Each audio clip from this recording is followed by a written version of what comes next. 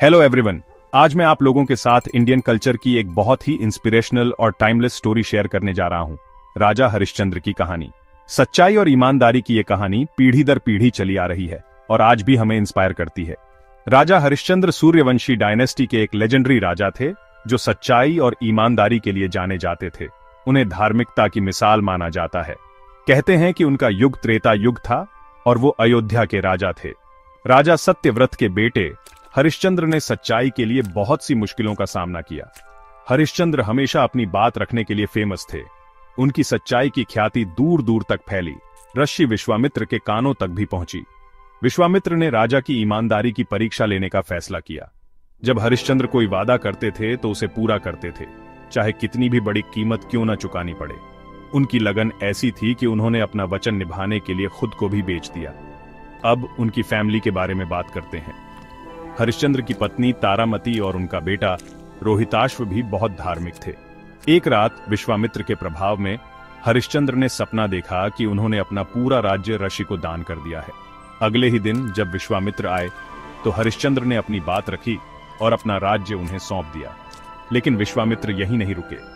उन्होंने रीति रिवाज के लिए 500 सोने के सिक्कों का दान मांगा।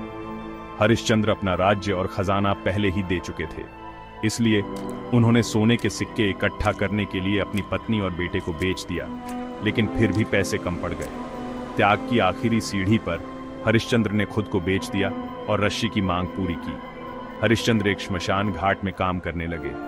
एक दुखद रात उनके बेटे रोहिताश्व को सांप ने काट लिया और उसकी मौत हो गई। तारामती टूटे हुए दिल से अपने बेटे के शरीर को अंतिम संस्कार के लिए श्मशान घाट ले गई। वो एक अंधेरी तूफानी रात थी और जैसे ही बिजली चमकी हरिश्चंद्र ने अपनी पत्नी और बेटे को पहचान लिया।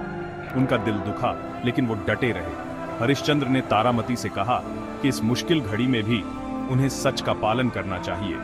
तारामती ने आंखों में आंसू लिए अपनी साड़ी का एक टुकड़ा दाह संस्कार के शुल्क के रूप में देने की कोशिश की। तभी एक दिव्य आवाज गूंजी और स्वयं देवता प्रकट हुए।